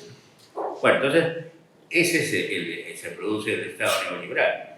Yo llego hasta ahí más o menos en el libro, no veo lo que viene después, el boom exportador, pero ahí me quedo, disculpen ustedes la amplitud de todo esto que he hablado, con anécdotas y todo. Bueno, eso es básicamente estos dos capítulos, ¿no? Entonces los invito a leerlo. Desgraciadamente ya no está el libro, entonces va a volver a salir una nueva edición. Yo pensé que los saqué San Marcos, dijeron que no tenían plata, ¿no? Entonces, San Marcos y el Jurado Nacional va a sacar otro libro que se llama Pensamiento Político Peruano, un libro mío, ¿no?, muy reader, ¿no? Y para Ciudadanos dijeron que no tenían plata, y entonces lo va a sacar Lluvia Editores. Lluvia Editores, que vende como loco, y bueno, ya está bien. Entonces, lo podrán leer con más detenimiento, en fin, ¿no? Yo no tengo una opinión muy clara para concluir ya sobre el libro, o sea, ¿no? Dicen que para un padre no hay hijo feo, pero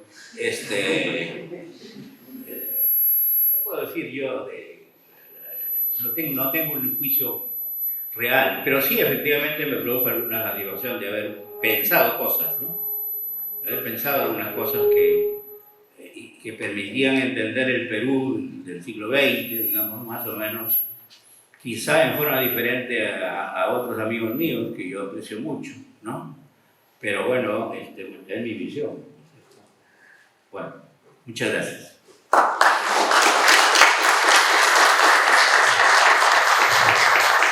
Gracias, Inesio. Bueno, damos paso. Respecto a él. La obra de Sinesio, como él muy bien ha comentado, lo que busca es describir y reflexionar sobre estos procesos que se dan entre la relación Estado y sociedad, en conjunto con las estructuras que lleva debajo y lo que nosotros conocemos como el desarrollo de la ciudadanía, ¿no? La ciudadanía imaginaria, que bien comenta Sinesio, y que bueno, eso nos puede llevar a ciertas reflexiones acerca de cómo ha ido evolucionando el país, hasta qué punto tiene vigencia una obra escrita a finales del siglo pasado, etcétera, y por supuesto hasta qué punto lo que aborda la propia obra puede estar presente el día de hoy. Entonces, para comentar un poco sobre los primeros capítulos, que ya lo ha explicado bastante bien Sinesio, nuevamente hago este enlace, ¿no?, al momento presente, que es lo que creo yo es uno de los objetivos del estudio de la historia, ¿no?, para que no quede solo en un mero recuerdo, sino de qué manera lo aplicamos al hoy. Entonces, esto se puede conversar sobre los dos ejes mencionados, ¿no?, hasta qué punto son vigentes tanto el eje de castas como el eje de clase. El eje de castas desarrollado por una estructura racista, la cual se manifiesta a nivel cotidiano, a nivel institucional, inclusive en la propia epistemología, ¿no?, de cómo se sigue construyendo y compartiendo el conocimiento. Y por supuesto, por el lado de castas, el sistema económico presente, cómo socializamos, cómo estamos divididos también, etc. Por la parte del capítulo 5, que aborda este proceso por medio de las corrientes democráticas y cómo buscan amplificar lo que se llama la electoralización, y que sin embargo carecen de algo muy importante, que es lo que sufrimos al día de hoy, ¿no?, que es la carencia de un sistema político fortalecido, y acá se manifiesta su plenitud con la falta de representatividad. No hay un sistema de partidos fuertes, realmente no hay un sistema de partidos, hay una coalición de independientes, ¿no?, que lo podemos ver ahorita en las transformaciones, por ejemplo, de Victoria Nacional, que antes era el partido del Espiga, del AI, Solidaridad Nacional, que ahora es Renovación Popular, etc. Entonces, nuevamente, ¿hasta qué punto, como el último comentario de Sinesio, podemos reflexionar sobre el Estado oligárquico y nuevamente comprenderlo al día de hoy con todas sus corrientes manifestadas? Entonces, para hablar un poco más de la obra en sí, a mí me gustaría formular esa pregunta, ¿no?, de cómo actualmente se está enseñando la historia, que es una de las bases más importantes de aquellas personas que estudiamos ciencias sociales y en general, porque no solo nos pertenece a nosotros y nosotras, sino a todas las personas. Y es necesario comprenderla como una secuencia no necesariamente lineal de procesos y relaciones, que es algo que hace bastante bien la obra de Sinesio.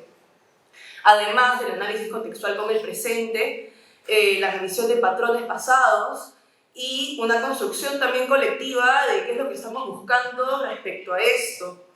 Entonces, claro, a la hora de nosotros un poco reflexionar sobre cómo se enseña la historia del Perú en el presente, lamentablemente el día de hoy todavía se basa en memorizar data específica de manera aislada, sin necesariamente relacionarla, sin necesariamente que haya un análisis crítico respecto a esta, ¿no?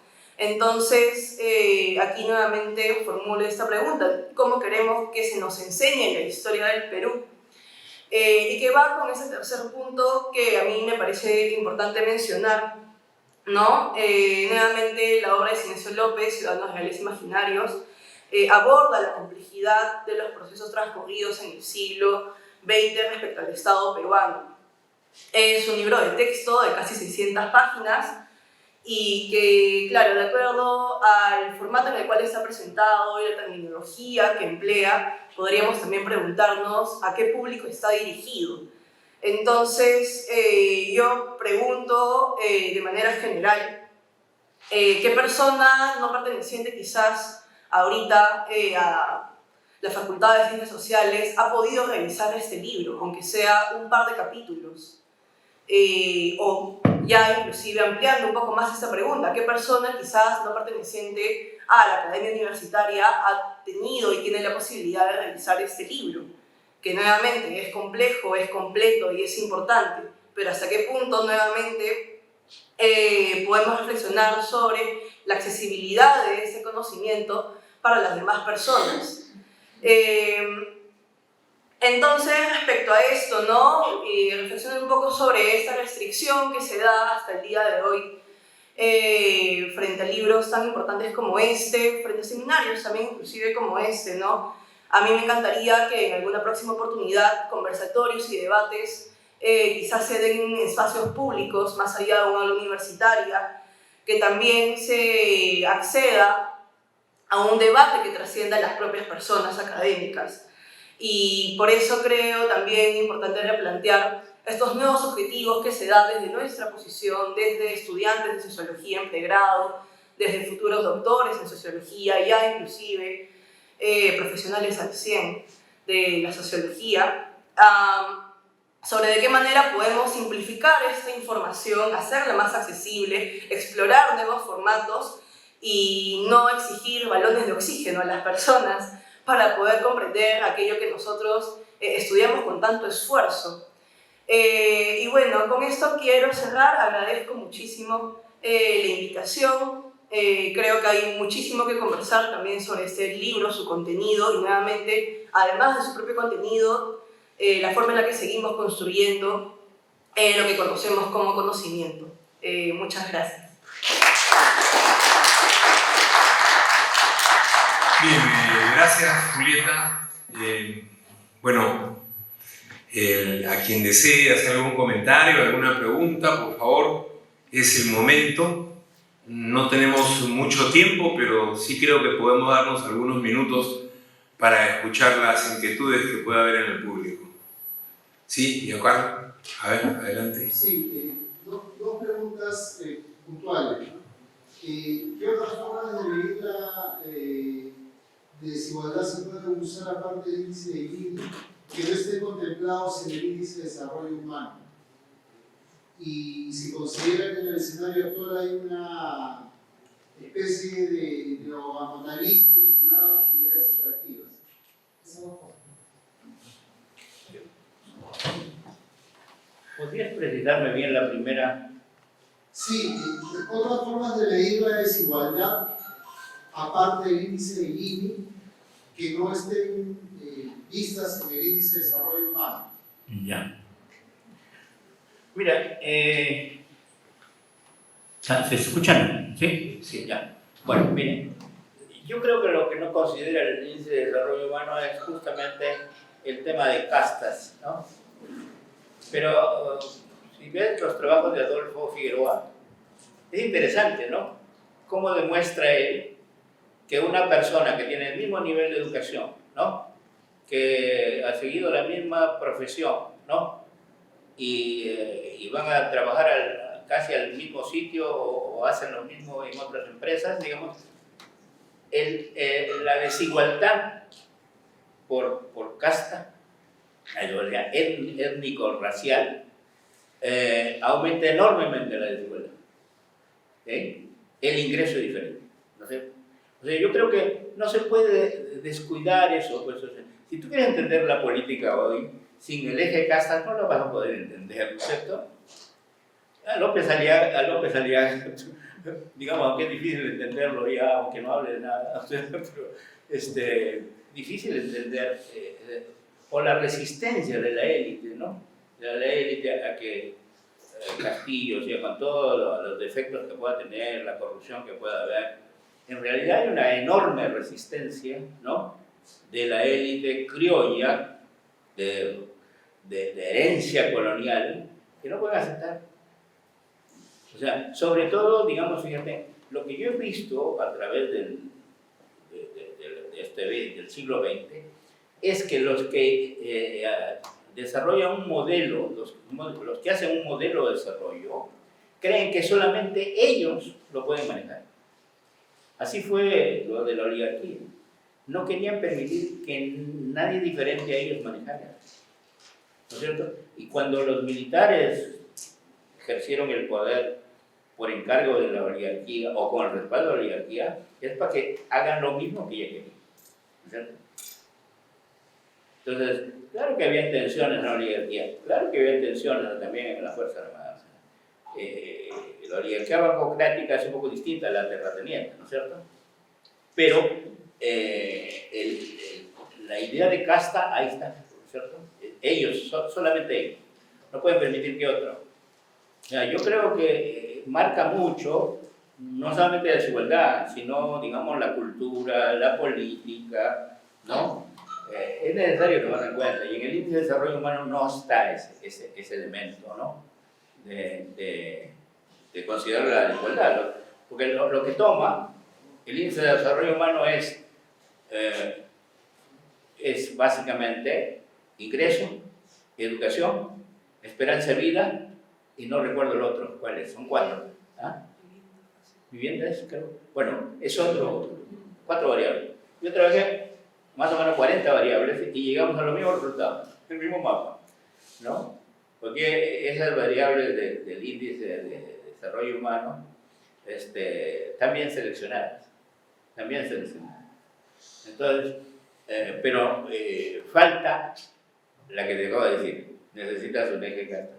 Los economistas que han trabajado eso, sobre todo Adolfo, ¿no? Que decían que ve la desigualdad no solamente en términos de ingresos, no solamente en términos de activos, sino en términos también étnico-raciales, ha encontrado que la desigualdad económica se agrava por la desigualdad étnico-racial. Bien. ¿Alguna otra pregunta? Sí, Robert. Sí, antes de nada saludar lo que vendría a ser la ponencia, ¿no? Y tocar ese libro tan importante como lo que se va a hablar en seminarios. Ya. Antes que nada, saludar la presente ponencia y la presencia del doctor Ciencio López y la compañera Julieta Carreón. Una pregunta que por sí es un poquito, digamos, y justo la discutía, ¿no?, con el profesor Lynch aquí presente, es acerca de, digamos, la constitucionalidad, ¿no?, o el tema, digamos, de la Constitución, que analizando un poquito el libro, por lo menos a mi parecer, no ha sido, digamos, 100% profundo, ¿no? Digamos, a tipo de análisis cuál vendría a ser, ¿no?, digamos, aporte, ¿no?, a lo que vendría a ser la Constitución misma, ¿no?, de un Estado, ¿no? Eso como número 1, y como número 2, en una parte más específica, usted nos comenta un poco de Arequipa, ¿ok?, para ser textualmente exactos, como que siente un comprometimiento, ¿no?, o por lo menos así lo sentí con comparación a lo que vendría a ser Lima, ¿no? Entonces mi pregunta es exactamente si es que Arequipa vendría a ser como que un ente nacionalizador, digamos, en lo que vendría a ser la Constitución de la República. Eso es todo, gracias. Primero sobre la constitucionalidad, también la formación del Estado, y segundo, Arequipa como lugar central de fortaleza nacional, de su voto. Disculpa que no te... No, estoy volviéndome un poco sordo. Bueno, a ver, te digo.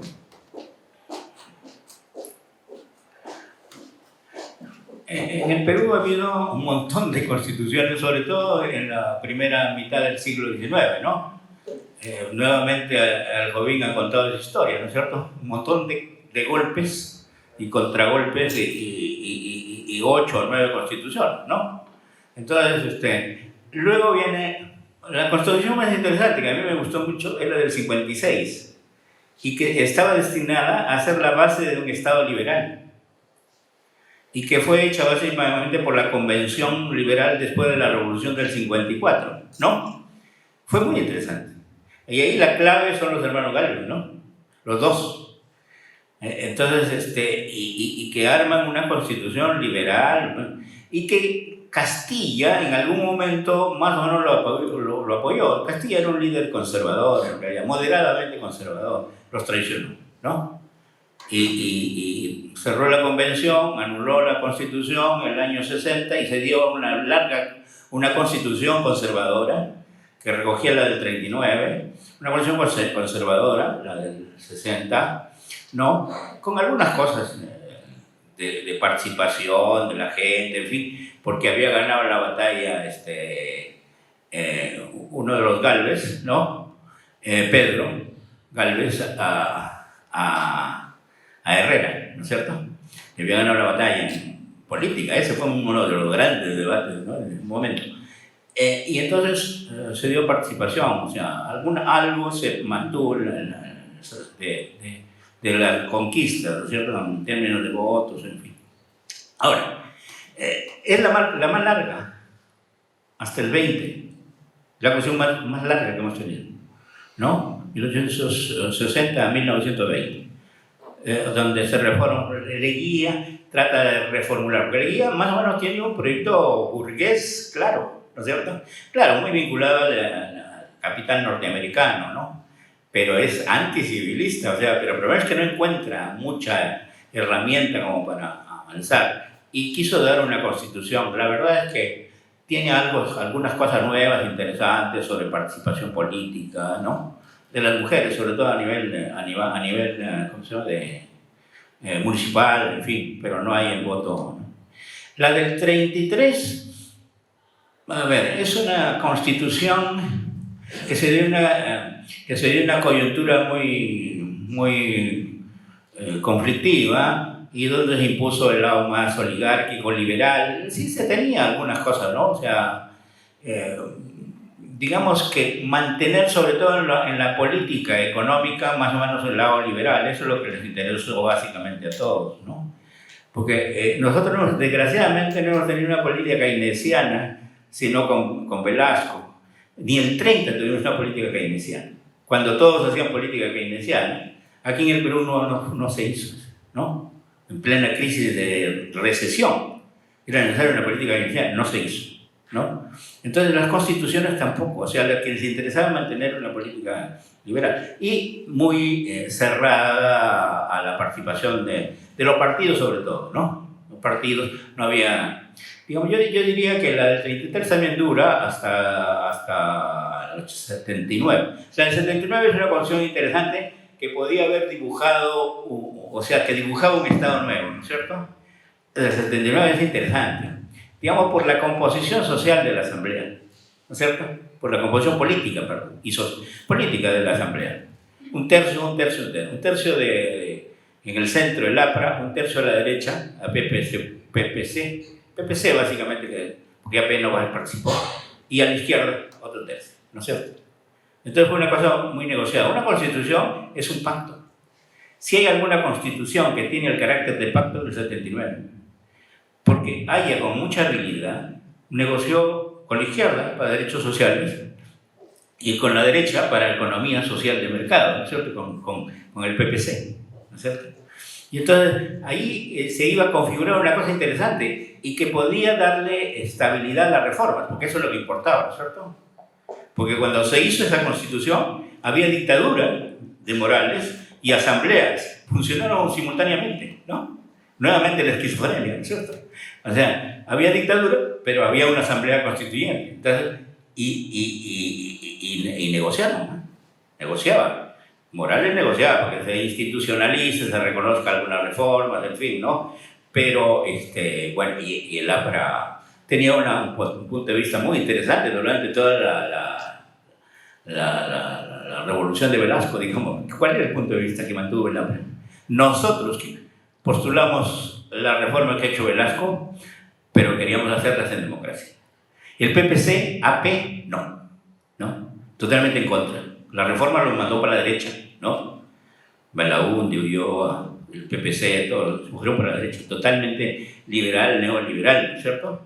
Entonces, esa constitución del 79 era interesante, porque le da viabilidad a una forma política al Estado y a la relación Estado-sociedad, digamos, interesante, ¿no? Y a la economía. Yo creo que se establecía un cierto equilibrio, un equilibrio entre Estado, sociedad, mercado, al menos en el diseño, ¿no es cierto? Ciudadanos, en el diseño.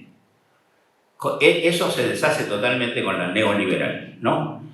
En la neoliberal sí hay, ahí ha pesado mucho la constitución, y lo que estamos viviendo hoy es eso, ¿no es cierto? Es básicamente la constitución. Y es curioso que esa constitución que no quiere ser cambiada, ¿no?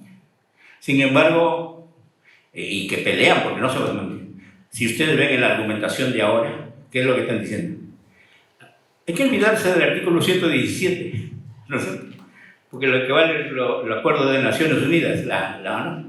Eso es lo que vale, ¿no? Entonces, la 17 hay que olvidarse, ¿no?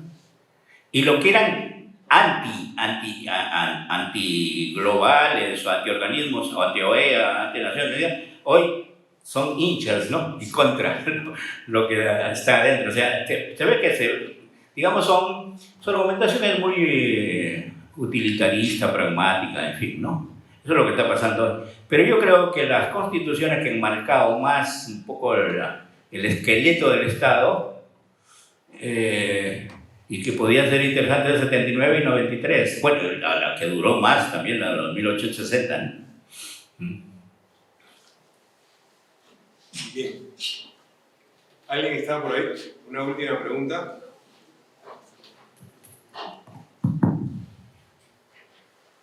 Me olvidé un poco de Arequipa, ¿no?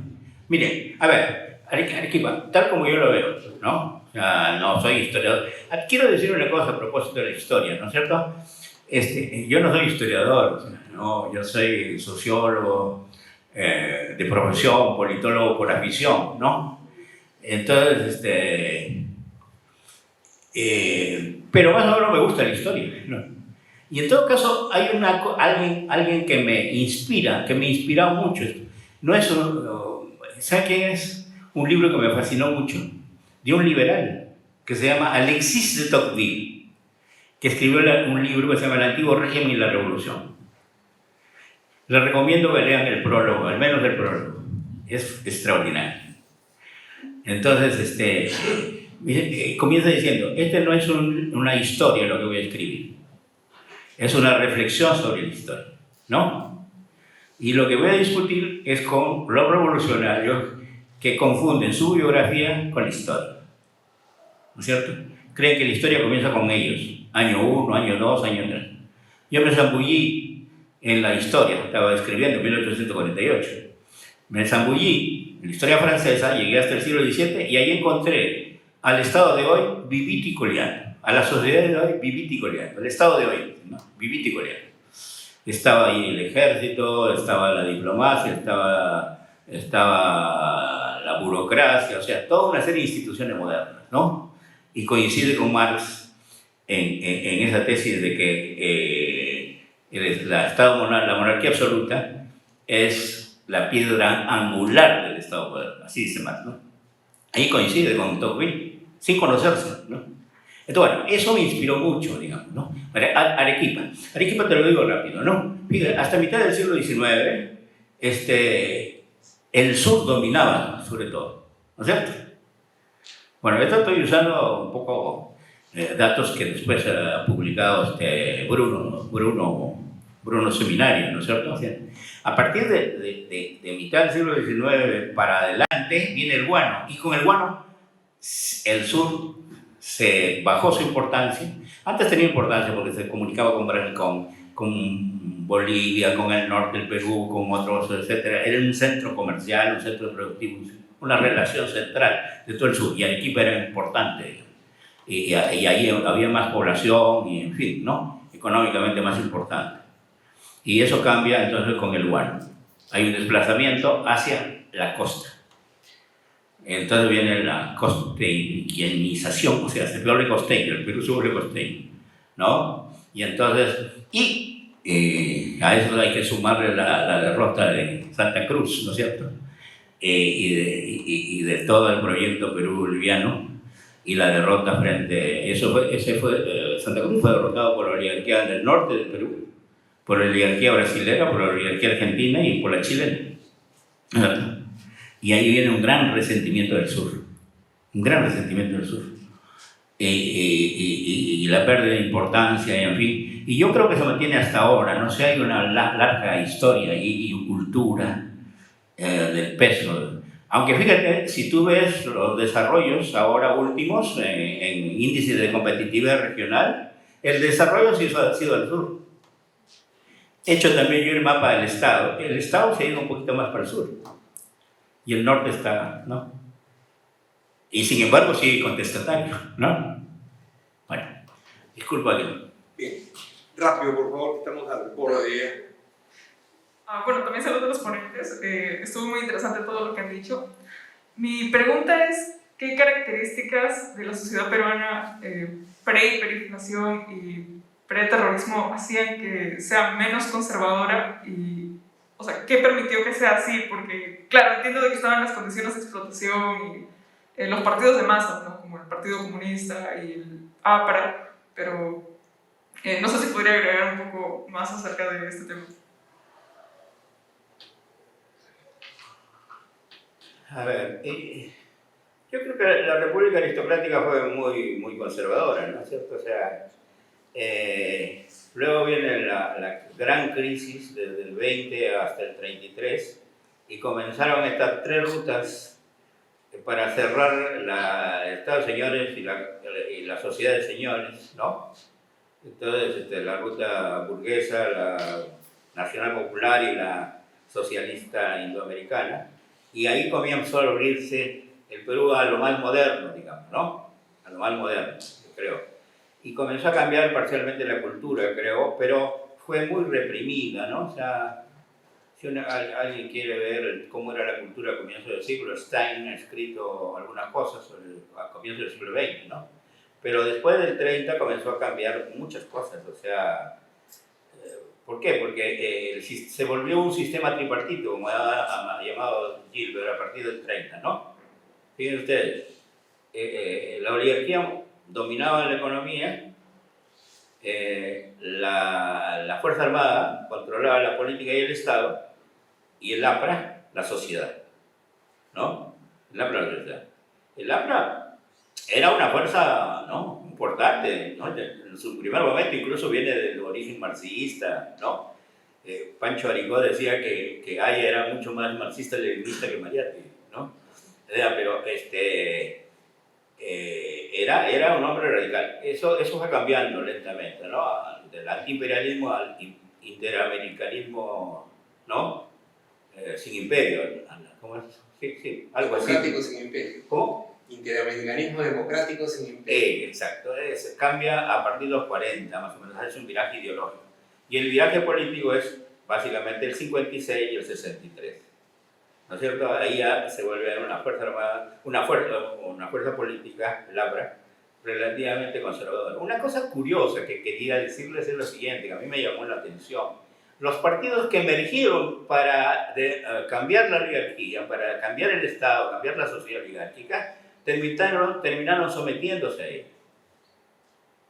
El APRA, 56-73, Acción Popular después del 63, y la Democracia Cristiana del 68, bien, se partió y una parte se fue con el lado oligárquico. ¿Se dan cuenta? Por eso los militares decían, no, aquí, la ala radical, dijo, nosotros somos los únicos con ustedes. Eso, porque si no va a venir una revolución de abajo y no sabemos cómo la vamos a parar, ¿no? Eso era muy consciente de la gente que estaba a la cabeza del gobierno de Velasco.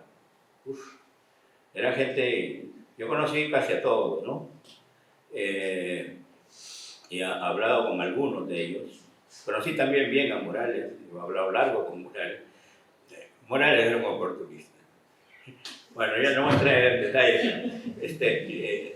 Yo diría que digamos, esta sociedad conservadora vuelve, sobre todo, a hacerse conservadora con el terrorismo, ¿no? Fíjate, el Perú vive una época de revolución entre el 30 y todo el mundo hablaba de revolución, todos. Hasta la Fuerza Armada hablaba de revolución, o sea, no es, o sea, ¿qué te digo? La revolución era la respuesta a la exclusión. Frente a la lógica de exclusión de la oligarquía, se desarrolla una lógica de revolución desde dentro. Y entonces la izquierda, el centro, la derecha, Belaúnde hablaba de revolución, ¿cierto? A Belaúnde lo acusaban de comunista, la oligarquía, la ultraderecha, Podría también, ¿no? podría tener una gran revolución. Claro, hizo una revolución conservadora, ¿no es cierto? Pero todo el mundo hablaba de revolución. Y después, digamos, del terrorismo, de la hiperinflación, ¿no? Ya la idea de revolución, de cambios en la izquierda, en general, yo diría, la sociedad se volvió muy conservadora. Se destruyó todo tejido social, ¿no? Y sigue hasta ahora, ¿no? Y lo que me llama a mí la atención, la Fuerza Armada se volvió conservadora, muy conservadora. Y ahora lo es, lo sigue siendo conservador, pero no golpista. Conozco más o menos en los alta oficialidad, digo, a algunos de ellos, digo mi alumno, y digo, tú eres el único comandante general democrático del ejército. Y entonces, sí, dice, no, yo soy constitucionalista, obedezco lo que dice la Constitución. Bueno, Cinesio, Julieta, muchas gracias. Muchas gracias a todos por haber venido esta tarde. Y el día 27, jueves 27 de octubre, vamos a tener al doctor César Germaná, que fuera 2 veces decano de esta facultad, comentado por la profesora Carmela Vildoso, ¿no? Acá, continuando con este ciclo de conferencias sobre la sociología peruana, esperamos que nos sigan acompañando. Muchas gracias y buenas tardes.